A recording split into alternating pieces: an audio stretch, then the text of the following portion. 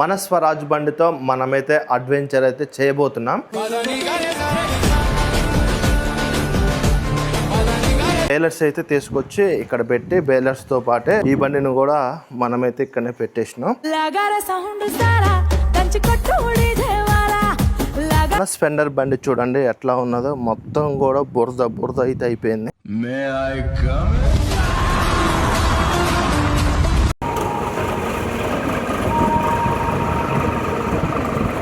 అంతా కూడా పెసరా. ఇప్పుడు ఈ పెసరతో మేము యుద్ధం చేయబోతున్నాం. ఒకడు నాకు ఎదురొచ్చిన వాడికే రిస్క్, నేను ఒకడికి ఎదురెళ్ళిన వాడికే రిస్క్. ఆస్పర్ కదా, హెవీ ఆస్పర్ కదా, బ్రహ్మాండంగా అయితే కొడుతుంది, మామూలుగా కొట్టట్లేదు. ఎక్కడికి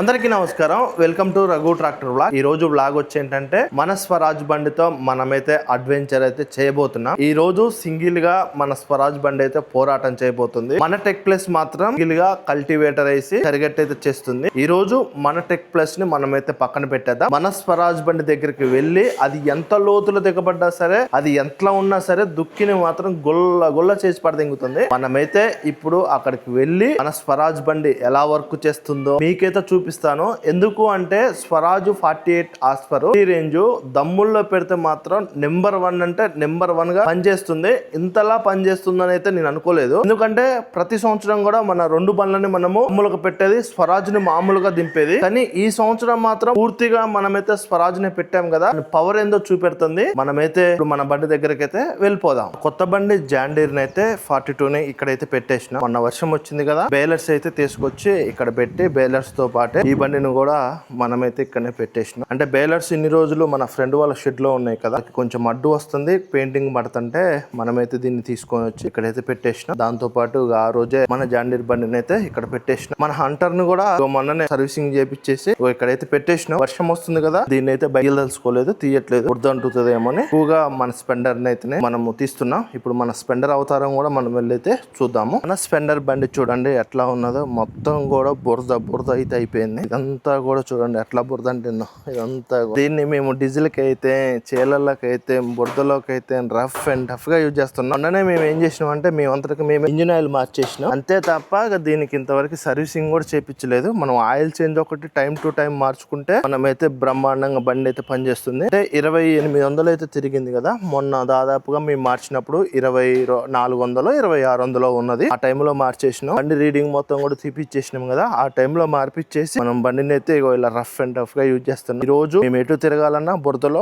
కూడా ఈ బండినే యూజ్ చేస్తున్నాం. మన బండ్లకు డీజిల్ అయితే, భోజనాలకైతే, ఇళ్లలోకి మనం డీజిల్ తీసుకురావడానికి అయితే దానికి కూడా మన స్పెండర్ అయితేనే వాడుతున్నాం. ఇప్పుడు కూడా మనము ఈ స్పెండర్ వేసుకొని అయితే మన బండి దగ్గరికి అయితే వెళ్ళిపోదాం, మన స్వరాజ్ బండి దగ్గరికి.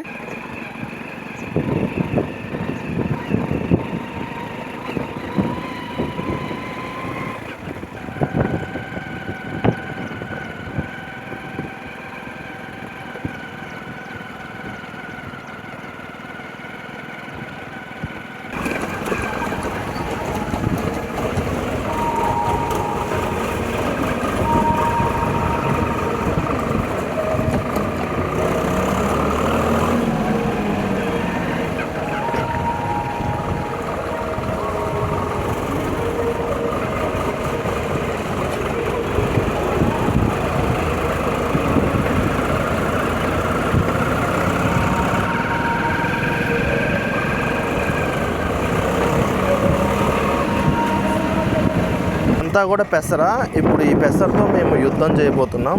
చూడండి గొల్ల ఇప్పుడు అవుతుంది, మీరు చూడండి ఇప్పుడు ఎలా ఉన్నదో, తర్వాత రోటావేటర్ వేసిన తర్వాత ఎలా అవుతుందో మీరు చూడండి. ఇదంతా కూడా పెసరే. ఇప్పుడు దీంట్లో మనం రోటావేటర్ అయితే వేయబోతున్నాం. మొదటిగా ఏంటంటే ట్రైలో ఒక మడైతే వేస్తున్నాం. ఒకవేళ వస్తే మాత్రం మళ్ళీ మధ్యాహ్నం వచ్చైతే ఇక్కడ వేస్తాము. తర్వాత వేరే వాళ్ళకి ఉంది, అటైతే వెళ్తున్నాం. గొల్ల అయితే అయిపోతుంది. ఇదంతా కూడా ఇప్పుడు మనము రోటావేటర్ అయితే వేయాలి. మన స్వరాజ్ దిగిందో లేదో అప్పుడే చూడండి, కనపడకుండా మ్యాష్ అయిపోతుంది. ఇదంతా కూడా గొల్ల అవుతుంది. అసలు స్వరాజా మజాకా అన్నట్లుగా ఉంది. స్వరాజ్ తో మనం దుక్కికెళ్తే ఏ రైతు కూడా అసలు మాట్లాడుకోవడాలు లేవు, ఇక దున్ను అనడమే. ఇక అట్లా ఉంది వ్యవహారం. ఇప్పుడు చూడండి దున్నిన వరకు కూడా చూడండి ఎంత గొల్ల అయిపోయిందో. గొల్ల స్మాష్ అయిపోతుంది. ఎక్కడికి నీళ్లు కొంచెం ఎక్కువగా ఉన్నాయి. ఈ మళ్ళీ నీళ్లు తక్కువగా ఉంటే మాత్రం ఇంకా బ్రహ్మాండంగా వచ్చేది.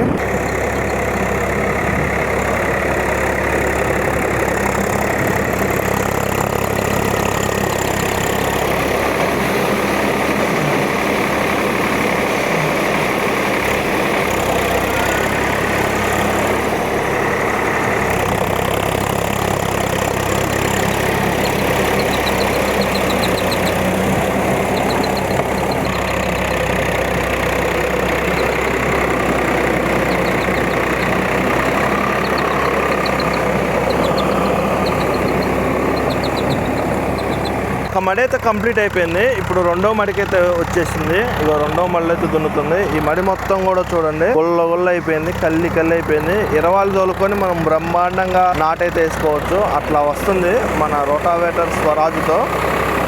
పెద్ద ఆస్పర్ కదా, హెవీ ఆస్పర్ కదా, బ్రహ్మాండంగా అయితే కొడుతుంది. మామూలుగా కొట్టట్లేదు, ఎక్కడికి నుజ్జు చేసి పడేస్తుంది. ఒక్క దుక్కిని మాత్రం. మన ఫ్రెండ్స్ చూడండి ఎంతమంది వచ్చారో. బురద అయితే చాలు, పురుగులు బాగా ఉంటాయని వస్తూనే ఉంటాయి విపరీతంగా. రెండో మడి కూడా స్మాష్ అయితే అయిపోతుంది. స్వరాజ మజాకా అంటుంది ఈ రోజు మాత్రం.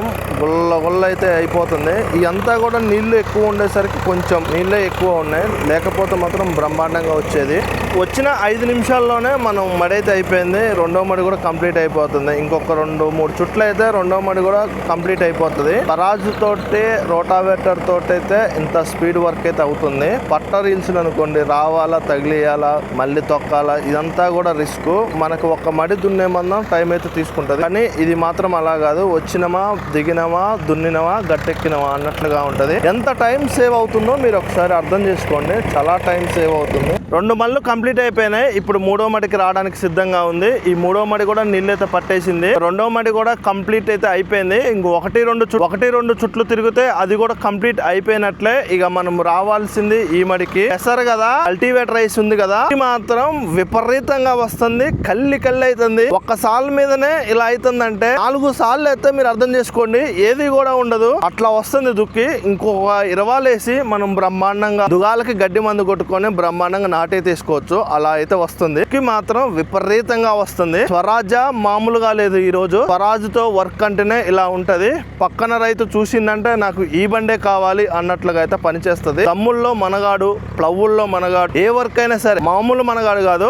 మైలేజ్ కి మైలేజ్, వర్క్ కు వర్క్, తర్వాత ప్రతిదీ కూడా. ఎందుకంటే స్వరాజ్ ఈ సంవత్సరం నుంచి మేము మొదటి నుంచి ఎండింగ్ వరకు స్వరాజ్ తోటి వర్క్ చేస్తున్నాం కదా, పవర్ ఏందో మాకు తెలుసు. 2 మళ్ళు కంప్లీట్ అయిపోయినాయి. మూడో మడికి మాత్రం వచ్చేసింది. మూడో మడి కూడా గుల్ల అవుతుంది. 4వ మళ్ళీ నీళ్లు కొంచెం తక్కువ ఉన్నాయి. 3 మళ్ళీ మాత్రం బ్రహ్మాండంగా పట్టింది. ఈ మళ్ళీ నీళ్లు తక్కువ ఉన్నాయి కదా, దుక్కి చూడండి ఎట్లా కొడుతుందో. రప్పలాడిస్తూనే ఉంది దుక్కిని మాత్రం. ఎక్కడికెక్కడ గుల్ల అయితే అయిపోతూనే ఉంది.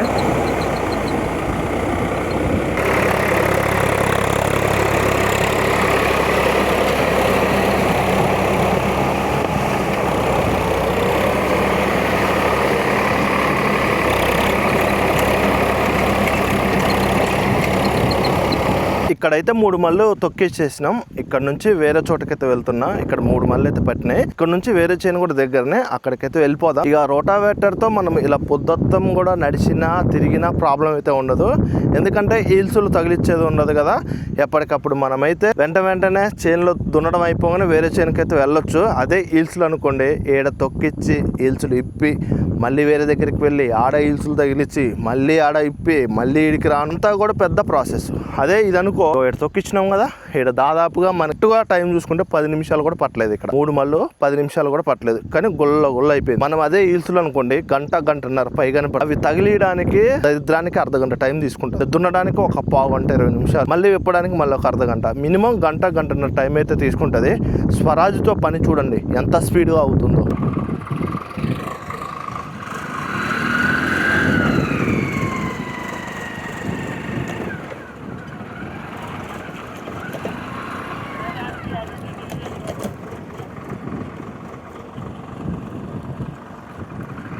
ఇక్కడికైతే వచ్చేసినాం. ఇక్కడ ఎక్కడ చూసినా కూడా ఈ చేను రైతులు అయితే లేరు. మరి వాళ్ళు వచ్చిన దాకా వెయిట్ చేయాలి. ఎందుకంటే మళ్ళీ వాళ్ళకి నచ్చితేనే మనం దున్నాలి. ఒకవేళ వాళ్ళకి నచ్చలేదు అనుకో, మళ్ళీ మనము వేరే పట్లర్ కానీ లేకపోతే కల్టివేటర్ కానీ వాళ్ళు ఓకే అన్న తర్వాతనే రోటావేటర్ అయితే వేస్తున్నాము, లేకపోతే వేయట్లేదు. అందుకే ఇప్పుడు వాళ్ళు వచ్చిన దాకా మనం అయితే ఇక్కడనే వెయిట్ చేయాలి. మనం ముందు పోయి అయితే అక్కడ ఉందాము, ఎన్ని మళ్ళు పట్టినాయో చూద్దాం ఆడికెళ్ళి. ఎందుకంటే ఇక వర్షాకాలము, తర్వాత వర్షాలు లేవు. ఏంటంటే మా ఏరియాలో వర్షాలు ఉన్నప్పుడు కూడా ఇట్లానే దున్నుతాము. అందులో ఇప్పుడు వర్షాలు లేకపోయేసరికి ఇంకా నీళ్లు కరువేనే. పట్టిన మళ్ళు పట్టినట్టుగా దున్నాలి. ఈ రిస్క్ కి మనకి రోటావేటర్ అయితేనే సరిపోతుంది. కానీ ఈ పట్లర్ హిల్స్లో అయితే చుక్కలు చూసేవాళ్ళం, అంత ఇబ్బంది అయితే పడేవాళ్ళం. చూడాలి, వాళ్ళు వచ్చిన దాకైతే ఆగాలి.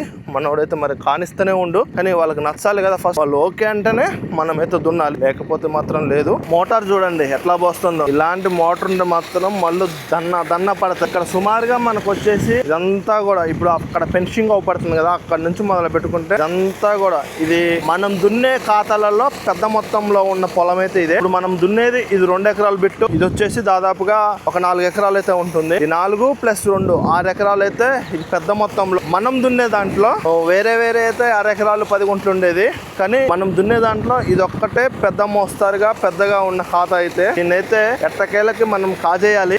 ఒక్క నీళ్ళే తిరుగుతున్నాయి రోటావేటర్ లో. ఇలా నీళ్లుంటే దన్న అయిపోతుంది, కానీ ఇది ఇంతవరకు కల్టివేటర్ గానీ గొర్సెట్ గానీ ఏది వేయలేదు. మరి ఇక దుక్కైతే ఈ విధంగా వస్తుంది. వాళ్ళు ఓకే అంటేనే వేద్దాం, లేకపోతే మాత్రం లేదు. మనది టైర్ ఇంత మునుపు ఇలా పగిలిందని చెప్పాను కదా, కొంచెం పగిలేసరికి చూడండి అది ఎంత పెద్దగా అయిపోయిందో. చాలా పెద్దగా అయితే అయింది. అది ఎప్పుడు పని పెడుతుందో కూడా మాకే తెలియదు, ఎందుకంటే ఇప్పుడు బురద కదా దున్నేది. ఇంకా వండైతే పోతుంది. వండిపోతే మాత్రం ఇది ఉంది కదా, దీంట్లో మొత్తం రాళ్ళు చేరి ట్యూబ్నైతే కొరకడానికి ఛాన్సెస్ అయితే ఉన్నాయి. ఇది ఫస్ట్ లో గింతే ఉంది, ఆ గింత పోయి చూడండి ఎంత పెద్దగా అయింది. అక్కడక్కడ రాళ్ళు చేరుతూనే ఉన్నాయి, చిన్న చిన్న రాళ్ళు. ఈ రాళ్ళు పోయి మొత్తం కూడా ట్యూబ్ ఖరాబ్ అయ్యి టైర్ పంచర్ అయ్యే అవకాశం ఉంటది. మరి ఇది దమ్ముల వరకు గట్టెక్కిస్తుందా లేదో చూడాలి. వన్స్ ఒక్కసారి దమ్ములు అయిపోయాయి అనుకోండి, మనకి ఇక బురదలో పని అయితే ఉండదు, ఇబ్బంది అయితే ఉండదు. ఒకవేళ పని పెడితే మాత్రం ఇక మరి దీన్ని ఏదో ఒకటి అయితే చేయాలి, లేకపోతే మాత్రం టైర్లు అయితే కొత్తగానే ఉన్నాయి. దాదాపు ఒక 40% అయితే అరిగినాయి, 60% దాకా ఉన్నాయి. కొత్త టైర్లను అయితే మనం ఆగం చేసుకోలేం కదా. ఇక మళ్ళీ ఇది అయిన దాకా కూడా బండి ఖాళీగానే ఉండాల్సి వస్తుంది. దేవుడి దయ వల్ల